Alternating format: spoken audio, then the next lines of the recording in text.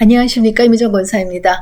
네, 오늘은 지난 시간에 이어서 아모스 9장, 아모스의 마지막 장이죠. 9장을 이어갈 차례인데요. 아모스서를 통해서 이스라엘의 그 멸망을 상징하는 5가지 환상을 그리고 있다고 했는데, 오늘 9장에서는 마지막으로 성전이 파멸되는 환상을 통해서 이스라엘이 어떻게 심판받게 될 것인지에 대해서 보여주고 있습니다. 철저하게 이스라엘이 심판받을 것에 대해서 선포하면서, 그렇지만 결국은 야곱의 남은 자를 통해서 하나님께서 구속시키시고 회복시키시겠다는 약속, 모든 예언서를 통해서 공통적으로 들어있는 약속의 말씀이잖아요. 그것도 역시 아모스서를 마무리하면서 하나님께서 아모스를 통해서 전해주고 계신 것을 볼 수 있습니다. 8장에 이어서 9장 첫 부분에서도 그 심판에 대한 이야기가 계속 이어집니다. 1절에 내가 보니 주께서 제단 곁에 서서 이르시되 기둥머리를 쳐서 문지방이 움직이게 하며, 이렇게 하나님께서 직접 제단 곁에 서서 그 성전을 부서뜨리게 해서 무리의 머리에 떨어지게 하신다는 표현이 나오거든요.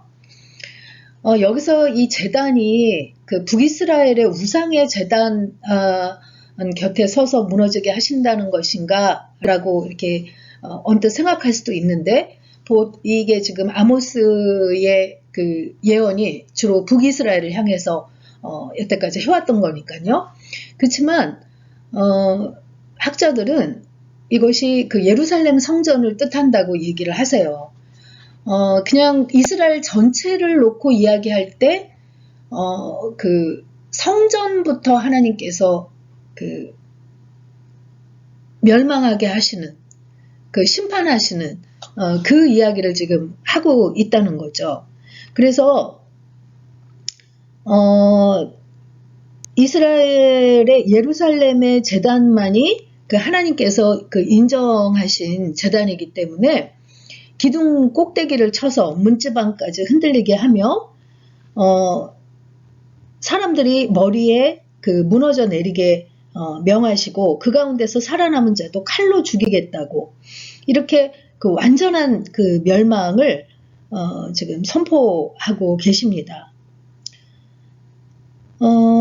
그 하나님께서 오늘날에도 세상을 심판하실 때 교회부터 심판하신다는 그 사실과 그 연결되어 있는 그런 얘기라고 할 수 있겠죠. 그러면서 그 심판 중에서 한 사람도 피하지 못할 것이라고 얘기하시면서 2절에도 보면 그들이 파고 수올로 들어갈지라도 내 손이 거기서 붙잡아낼 것이며, 하나님의 심판을 피해서 죽음의 세계까지 도망을 쳐도 주님께서 찾아올 것이고, 하늘로 올라갈지라도 끌어내리시겠다고 이야기를 하십니다. 그러니까 인간이 심판을 피해서 숨을 곳은 그 어디에도 없다는 거죠. 그리고 이스라엘에서 높다고 생각되는 그 갈멜산 꼭대기에 숨을지라도 거기에서 찾아낼 것이요 라고 말씀하시는데, 갈멜산은 그 해발 600m 가까이 되는 그 높은 산인데, 거기에는 그 사람들이 숨을 수 있는 그 동굴이 한 2000여 개 정도가 있다고 해요. 그러니까 굉장히 그 갈멜의 숲은 유난히 숨기 좋은 그런 지형이라고 할 수 있죠. 그렇지만 아무리 그렇게 숨는다 해도 하나님의 심판에서는 피할 수 없다고 이야기를 하십니다. 그리고 내 눈을 피하여 바다 밑에 숨을지라도 내가 거기에서 뱀을 명령하여 물게 할 것이며 하면서 바다로 그 피해도 절대로 피할 수가 없다는 거죠. 하나님의 심판을 피하는 유일한 길은 회개하고 예수님께로 나아오는 것밖에 없다는 것을 우리도 다시 생각해 보게 됩니다. 그러면서 이렇게 심판을 내리시는 그 하나님이 어떤 하나님이신지 이야기를 하시는데, 주 만군의 여호와는 땅을 만져 높게 하사 거기 거주하는 자가 애통하게 하시며 하면서 그 지진으로 인한 심판에 대해서도 이야기를 하십니다. 온 땅에 강에 넘친같이 솟아오르며 애국강같이 낮아지게 하시는 이유. 하나님께서 모든 백성과 자연을 다스리는 능력의 하나님이시기 때문에 천재지변을 일으켜서 악한 자를 심판하실 수 있는 그런 그 하나님이시라는 이야기를 하고 있는 거죠. 그 이어지는 6절에서도 궁전을 하늘에 세우시며 궁창의 기초를 땅에 두시며 바닷물을 불러 지면에 쏟으시는 그런 하나님이시다라고 이야기를 하면서 만물을 주관하시는 분이 바로 하나님이시라는 이야기를 하고 있는 거죠. 그런 하나님께서 말씀을 하시는데 너희는 내게 구스 족속 같지 아니하냐라고 이야기를 하시는데 구스라는 거는 그 아프리카의 이디오피아를 말하는 거잖아요.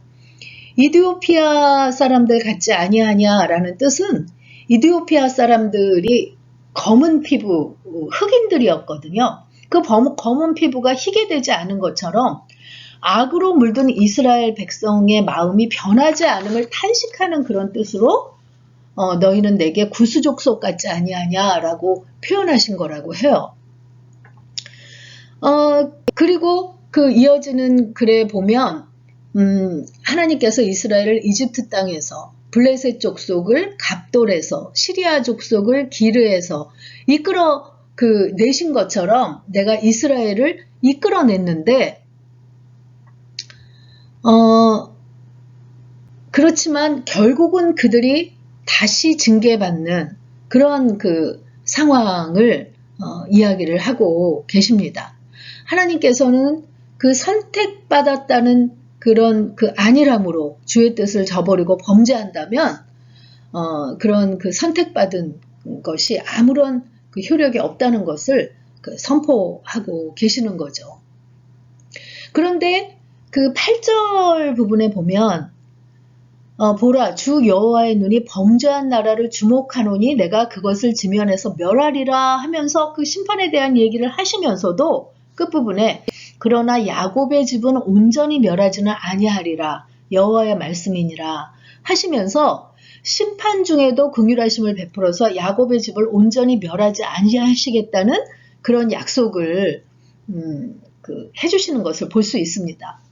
그래서 9절에 이어지는 걸 보면 보라 내가 명령하여 이스라엘 족속을 만국 중에서 체질하기를 채로 체질함 같이 하려 하거니와 그 체질함 가운데서도 하늘갱이도 땅에 떨어지지 아니하리라 하면서 이스라엘 그 백성에게 모든 민족 가운데서 걸러내서 참된 하나님의 백성은 한 명도 땅에 떨어지지 않도록 지켜주시겠다는 약속을 해주시는 거죠. 심판한다 할지라도 하나님께서 택해서 불러내고 거기에 응답한 자들은 끝까지 책임지고 구원하여 주신다는 약속을 이 남은 자에 대한 약속을 이렇게 해주고 계시는 것을 볼 수 있습니다. 그렇지만 10절에 보면 내 백성 중에서 말하기를 화가 우리에게 미치지 아니하며 이르지 아니하리라 하는 모든 죄인은 칼에 죽으리라 라고 말씀하십니다. 그러니까 하나님을 온전히 인정하고 하나님을 의지하는 자들은 한 알갱이도 땅에 떨어지지 않게 지키시지만 오히려 교만해서 이런 화가 내게 미치지 아니하리라 하면서 둔해져 있는 자들은 칼에 죽으리라고 이렇게 말씀하신다는 거죠.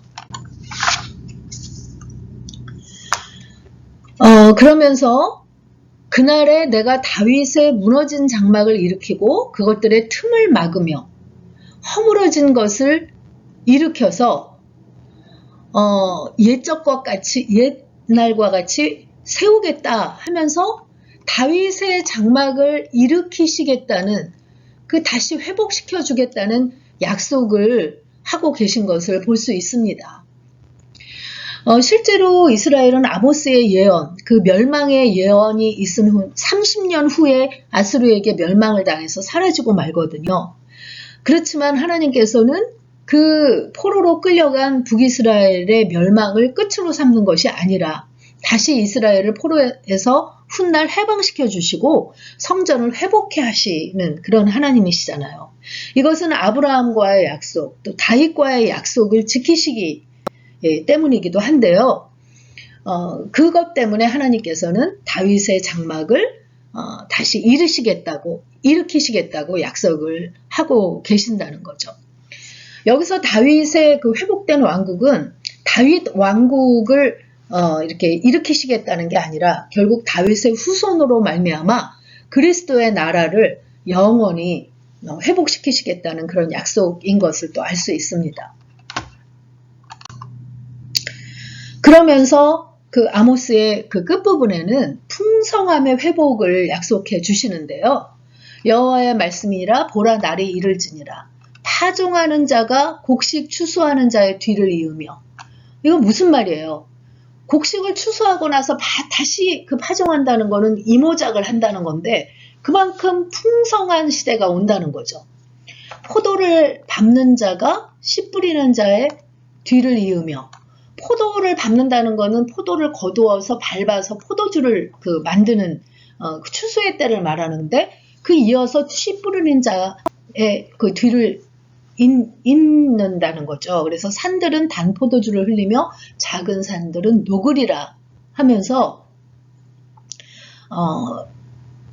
그 포도가 잘 되어서 온 산이 포도주로 넘치게 될 것을 이야기하시면서 하나님께서 그 내 백성 이스라엘이 사로잡힌 것을 돌이키리니 그들이 황폐한 성읍을 건축하여 거주하며 포도원들을 가꾸고 그 포도주를 마시며 과원들을 만들고 그 열매를 먹으리라 하면서 그 완전히 하나님 나라가 그 회복되고 영원히 하나님을 섬기면서 기쁨으로 살게 될 것을 이렇게 선포해 주시는 것을 볼 수 있습니다.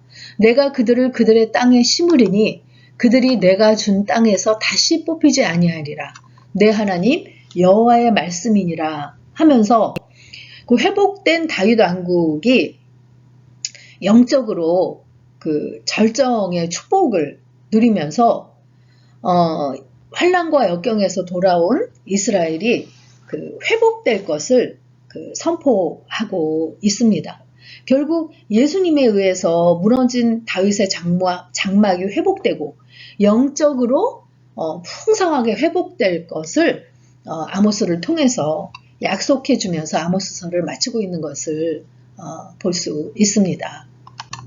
그래서 오늘의 묵상 포인트는요.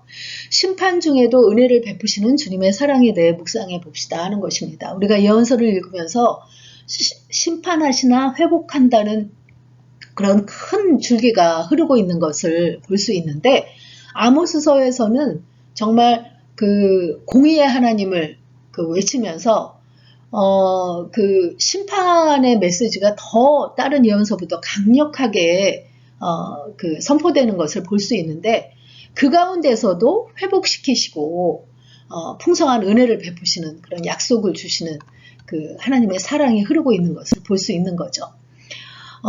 오늘 아모스서 9장 읽으면서 마치도록 하겠습니다. 9장. 내가 보니 주께서 제단 곁에 서서 이르시되 기둥머리를 쳐서 문지방이 움직이게 하며 그것으로 부서져서 무리의 머리에 떨어지게 하라. 내가 그 남은 자를 칼로 죽이리니 그 중에서 한 사람도 도망하지 못하며 그 중에서 한 사람도 피하지 못하리라.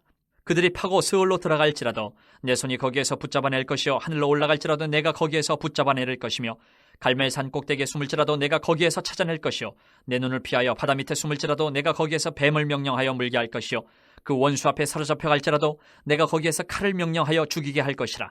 내가 그들에게 주목하여 화를 내리고 복을 내리지 아니하리라 하시니라. 주 만군의 여호와는 땅을 만져 놓게 하사 거기 거주하는 자가 애통하게 하시며 그 온 땅이 강이 넘침같이 솟아오르며 애굽강같이 낮아지게 하시는 이요 그의 궁전을 하늘에 세우시며 그 궁창의 기초를 땅에 두시며 바닷물을 불러 지면에 쏟으시는 이니 그 이름은 여호와시니라. 여호와의 말씀이니라. 이스라엘 자손들아 너희는 내게 구스 족속 같지 아니하냐. 내가 이스라엘을 애굽 땅에서 블레셋 사람을 갑돌에서 아람 사람을 기르에서 올라오게 하지 아니하였느냐. 보라 주 여호와의 눈이 범죄한 나라를 주목하노니 내가 그것을 지면에서 멸하리라. 그러나 야곱의 집은 온전히 멸하지는 아니하리라. 여호와의 말씀이니라. 보라, 내가 명령하여 이스라엘 족속을 만국 중에서 체질하기를 채로 체질함같이 하려니와 그 한 알갱이도 땅에 떨어지지 아니하리라. 내 백성 중에서 말하기를 화가 우리에게 미치지 아니하며 이르지 아니하리라 하는 모든 죄인은 칼에 죽으리라. 그날에 내가 다윗의 무너진 장막을 일으키고 그것들의 틈을 막으며 그 허물어진 것을 일으켜서 옛적과 같이 세우고 그들이 에돔의 남은 자와 내 이름으로 일컫는 만국을 기업으로 얻게 하리라. 이 일을 행하시는 여호와의 말씀이니라. 여호와의 말씀이니라. 보라, 날이 이를지라. 그때에 파종하는 자가 곡식 추수하는 자의 뒤를 이으며 포도를 밟는 자가 씨 뿌리는 자의 뒤를 이으며 산들은 단 포도주를 흘리며 작은 산들은 녹으리라. 내가 내 백성 이스라엘이 사로잡힌 것을 돌이키리니 그들이 황폐한 성읍을 건축하여 거주하며 포도원들을 가꾸고 그 포도주를 마시며 과원들을 만들고 그 열매를 먹으리라. 내가 그들을 그들의 땅에 심으리니 그들이 내가 준 땅에서 다시 뽑히지 아니하리라. 내 하나님 여호와의 말씀이니라.